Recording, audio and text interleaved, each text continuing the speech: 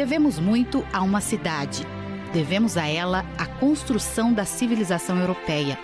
Mais ainda devemos a ela o renascimento daquilo que hoje chamamos de mundo ocidental. No ano de 480, nasceu São Bento na Núrcia, aquele que teve a força para mudar a si mesmo e usou essa mesma energia para mudar o mundo. Houve um homem de vida venerável, Bento tanto pela graça quanto pelo nome, que desde a infância possuía um coração maduro. Superior pelo seu modo de proceder, na juventude, a nenhuma volúpia entregou seu coração. E assim, enquanto se achava nesta terra, da qual por algum tempo pudera gozar livremente, desprezou como já murchas as flores do mundo. As obras de Bento falam por si, mas quase tudo o que se sabe sobre sua vida pessoal chegou até nós graças aos diálogos de São Gregório Magno, biógrafo e o primeiro monge a ser eleito Papa. Em seu livro, ele registrou os maravilhosos fatos que ouviu e sobre os quais pesquisou por toda a vida. Bento tinha apenas 13 anos quando partiu para a Cidade Eterna. Mas era maduro o suficiente para, em pouco tempo, perceber que a superficialidade que tomava conta da vida social de Roma havia invadido também as suas escolas. A Roma daquele tempo era o que ele menos queria. Logo entendeu que os professores estavam mais preocupados em agradar as famílias ricas do que em corrigir aquela geração de jovens mimados e irresponsáveis, para os quais o conhecimento era a menor das preocupações. Temendo ser engolido pelo rasteiro materialismo e a vida de aparências, decidiu preparar-se sozinho para, um dia, poder ajudar aquelas pessoas. Para isso, teve a coragem não apenas de deixar a escola e sair de Roma, mas de renunciar aos bens e proteção de sua família. A partir daí, ele buscaria inspiração no contato com a natureza, nos estudos profundos e na convivência com as pessoas simples. Ele não queria que nenhum conforto material inadequado pudesse distraí-lo de seus objetivos. Pouco mais que um adolescente, Bento saiu de Roma a pé, em busca de um local isolado. Nesta viagem, foi acompanhado de sua fiel ama, que cuidava dele desde o nascimento e não aceitou deixá-lo partir sozinho. Depois de alguns dias de caminhada, chegam a uma aldeia na região do Lácio e ali conseguem pousada com pessoas caridosas junto à igreja de São Pedro Apóstolo. E foi neste lugar que aconteceu o primeiro milagre de Bento, para mostrar que ele estava na direção certa. Um dia, sua ama pediu às vizinhas que lhe emprestassem um crivo, uma espécie de vasilha de barro com furos, usada para limpar o trigo e outros cereais. Por descuido dela, o crivo emprestado caiu e quebrou. A mulher começou a chorar muito e o jovem Bento, emocionado com o sofrimento, pegou os cacos da vasilha e rezou sobre ela, emocionado, em lágrimas. Quando abriu os olhos, o crivo estava novamente inteiro, sem nenhum sinal de que tivesse sido quebrado. Em pouco tempo, todos os habitantes da região já sabiam do milagre. Penduraram então o vaso restaurado na porta da igreja São Pedro Apóstolo, para que todos se admirassem do poder da fé do jovem Bento, que apenas iniciava sua vida religiosa. A vasilha ficou ali por décadas e sobreviveu a tudo e a todos. Livro digital interativo, Aparições Marianas para Nosso Tempo. Um e-book interativo que traz um grande diferencial. Você pode interagir com temas, para abrir mais textos em PDF, vídeos, áudios, links e sites, para melhor compreensão do assunto. O mais completo guia com as mais notáveis aparições de Nossa Senhora de Nossos Tempos. Saiba mais clicando no link na descrição desse vídeo. E sobreviveu a tudo e a todos.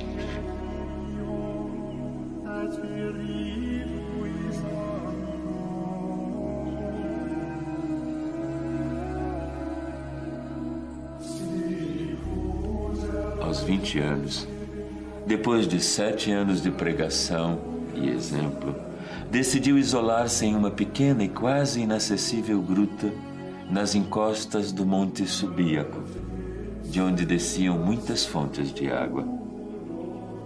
No caminho, encontrou um velho monge chamado Romano e a ele contou seus planos. O monge prometeu orientá-lo e guardar segredo do local.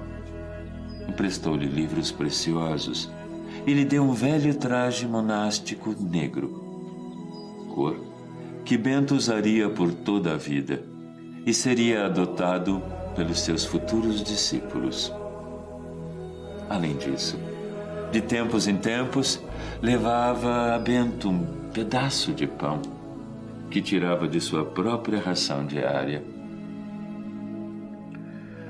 Não havia caminho do mosteiro de Romano à gruta, pois um rochedo bloqueava o caminho pelo alto.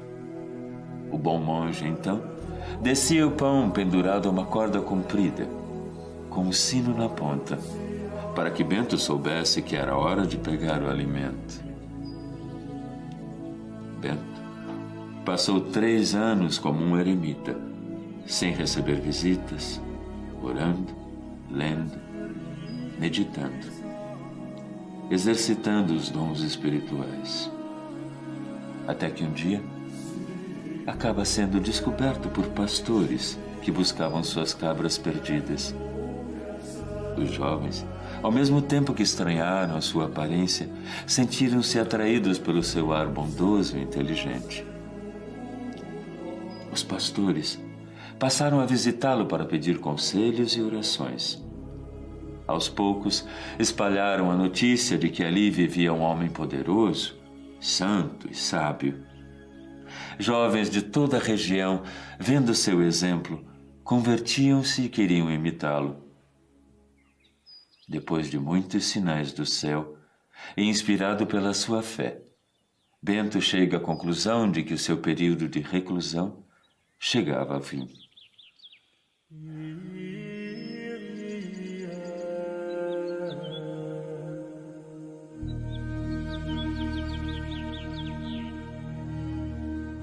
Perto de onde Bento fez o seu retiro, havia o convento de São Cosimato, cujo dirigente havia morrido recentemente. Como a sua fama já era grande, a comunidade foi pedir que ele assumisse a direção. Bento recusou por muito tempo, pois sabia que os seus costumes eram bem diferentes daqueles irmãos. Tanto insistiram que ele acabou aceitando. Lá, comprovou a sua intuição. Os monges se encheram de fúria quando ele impôs disciplina. Por mais que se esforçasse e desse exemplo, eles não aceitavam abandonar os abusos de uma vida desregrada e preguiçosa, a qual estavam acostumados. Como viam que sob seu comando teriam de meditar coisas novas e abandonar os maus costumes, se reuniram e planejaram assassinar Bento. Decidiram colocar um forte veneno no vinho do jovem mestre. Mas o plano deu errado e serviu apenas para fortalecê-lo com um novo milagre. Apresentaram a bebida para ser abençoada, como era o costume. Bento estendeu a mão, fez o sinal da cruz, e a vasilha estalou e partiu em pedaços, como se tivesse levado uma pedrada invisível.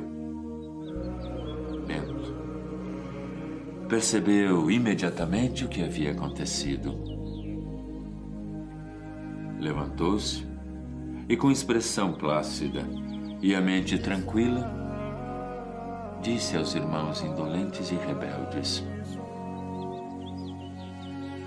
Deus tenha compaixão de vocês, irmãos. Por que fizeram isso? Antes de aceitar o convite, eu avisei muitas vezes que os meus costumes não se harmonizariam com os de vocês. Procurem um líder que combine com o seu jeito de viver. A partir de agora, acabou a minha responsabilidade com essa casa.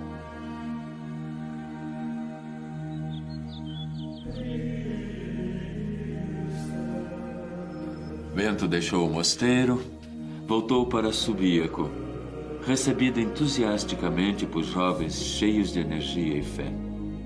Entre eles, os futuros santos Plácido e Mauro. Resolve emigrar para a região de Nápoles. Lá, aos pés do Monte Cassino, ele e seus discípulos constroem, com muito esforço e apoio da comunidade, o seu primeiro mosteiro, usando as pedras de uma antiquíssima construção abandonada. Na verdade, aquele foi o primeiro mosteiro propriamente dito da Europa, e Bento quis fazer dele um modelo para o Ocidente. Para isso, estudou a fundo os regulamentos dos mosteiros orientais, assimilando o que havia de melhor e adaptando o restante ao espírito romano.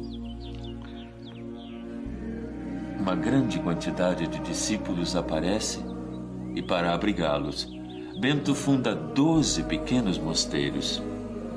Seu lema é simples e poderoso: ora et labora, ou seja, rezar e trabalhar. Porém, o trabalho de Bento causa inveja a um sacerdote da região, Florêncio. Ele tenta de todas as maneiras impedir que as pessoas procurem o santo. Até que, no ano de 529, cego pelo despeito, Florêncio leva um pão envenenado de presente a Bento. Mas o santo, sempre bem inspirado, percebe imediatamente a intenção do padre. Na hora da refeição, Bento ordenou a um corvo, que tinha o costume de ir comer nas suas mãos, que, em nome de Jesus, levasse o alimento envenenado para longe, onde não pudesse ser encontrado. O animal demonstrou medo. Não queria tocar no pão, mas acabou obedecendo. Horas depois, voltou, são e salvo, e foi alimentado pelo monge. Incapaz de desejar o mal a quem tentou matá-lo, Bento toma o episódio como um sinal de Deus, de que deveria se afastar da multidão, para poder ampliar seus serviços.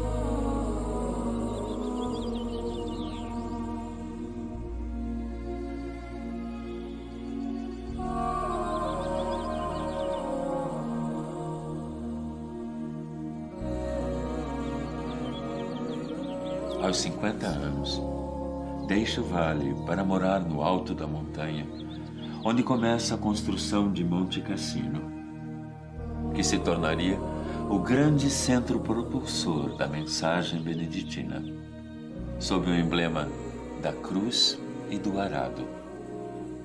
A partir daí, a proposta de Bento começou a se expandir de forma impressionante. A poucos quilômetros dali, Santa Escolástica, sua irmã gêmea, adotou as mesmas regras para as mulheres, dando origem à Ordem das Monjas Beneditinas. Graças a esse monge, de modo simples, salvaram-se da destruição e do esquecimento os tesouros milenares da cultura, da arte, da literatura e da ciência, sem as quais o Ocidente estaria condenado às trevas. Durante muitos séculos, os estudiosos, os doutores, os cientistas e os professores, que passaram conhecimento às novas gerações, pertenciam quase todos à família espiritual de São Bento. Dos mosteiros surgiram a excelência na fabricação de instrumentos científicos e de trabalho, a cópia sistemática de livros preciosos, o combate à escravatura, o estabelecimento do direito público e privado das nações, o ensino. A grande eficácia dos regulamentos estabelecidos por São Bento para seus mosteiros fez com que eles fossem adotados por quase todas as demais ordens religiosas. Para divulgar e facilitar a sua execução, ele escreveu, a partir de 534, os 73 capítulos da Regra dos Mosteiros, equilibrada, moderada e sensata. Ela é seguida até os dias de hoje. O poderoso fermento espiritual, presente na obra de Bento, expandiu a sua mensagem muito além de sua pequena cidade e do seu país, para forjar o rosto do mundo ocidental, a partir da fé, partilhada entre diferentes povos.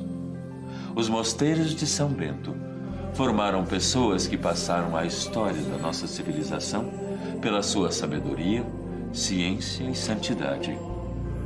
Eles eram escolas, hospitais, laboratórios, hospedarias que espalhavam a luz que mais tarde revolucionaria o mundo com o humanismo e a renascença.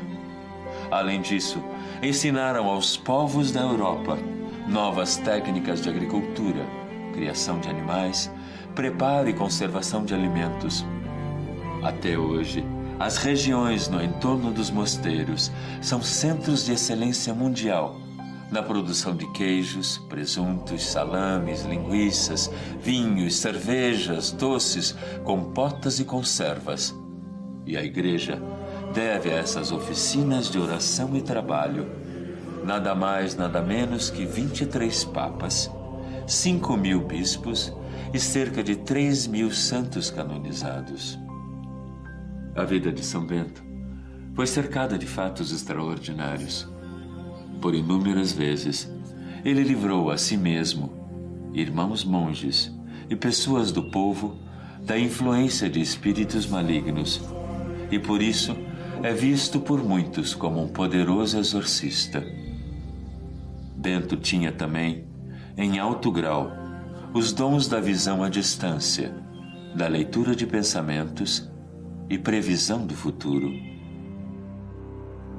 Foram muitas as profecias do santo, inclusive sobre a destruição do mosteiro, primeiro pelos lombardos e muito tempo depois, na Segunda Guerra Mundial. Em 15 de fevereiro de 1944, com o falso argumento de que havia um grupo de controle e observação do exército nazista escondido atrás de seus muros, intransponíveis por terra, o mosteiro de Monte Cassino foi destruído por 1.400 toneladas de bombas lançadas pela Força Aérea Americana. Ironicamente, tudo começou com o ataque do bombardeio estratégico B-17, pilotado pelo Major Bradford Evans e cujo número era 666, o número da besta no livro do Apocalipse. Antes disso, porém, o Marechal Kesselring deu ordem de levar o abade e os monges intactos para Roma, como previra São Bento quase 1.500 anos antes. Graças à disciplina beneditina, foram salvas as principais relíquias históricas. Mais tarde, os monges reconstruíram Monte Cassino, exatamente como original. Hoje em dia, existem mais de 1.200 mosteiros beneditinos em todo o mundo, seguindo a mesma regra estabelecida pelo seu fundador.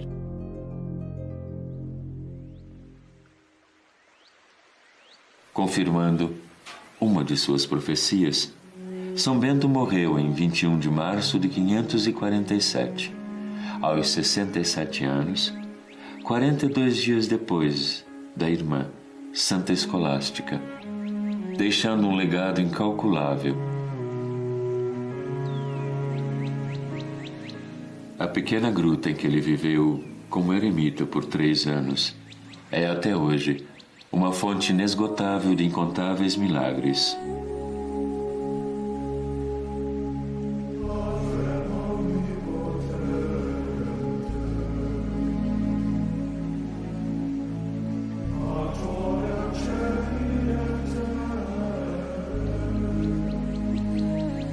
Durante séculos, Muitos cristãos têm usado a medalha de São Bento na luta espiritual contra as forças do mal.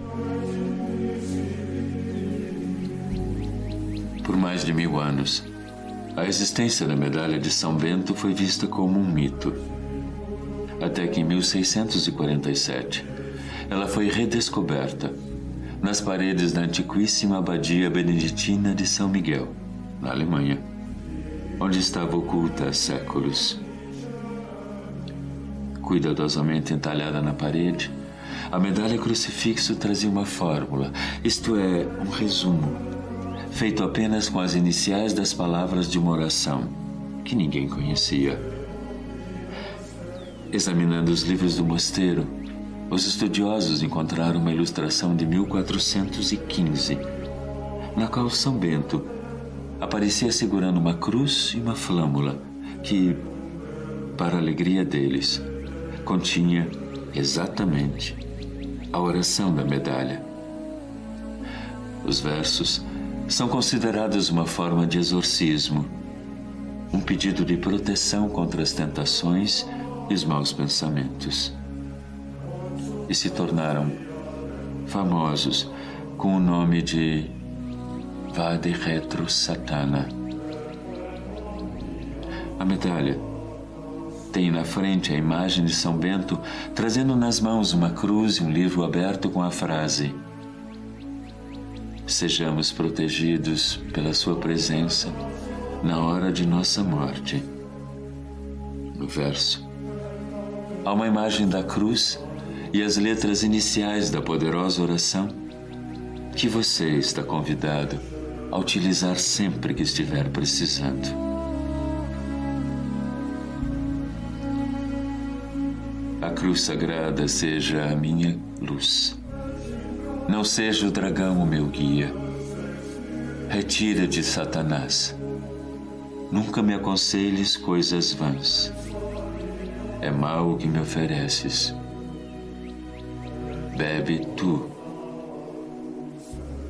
mesmo o teu veneno.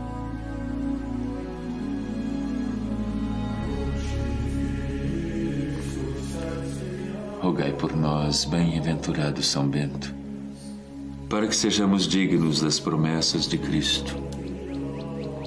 Amém.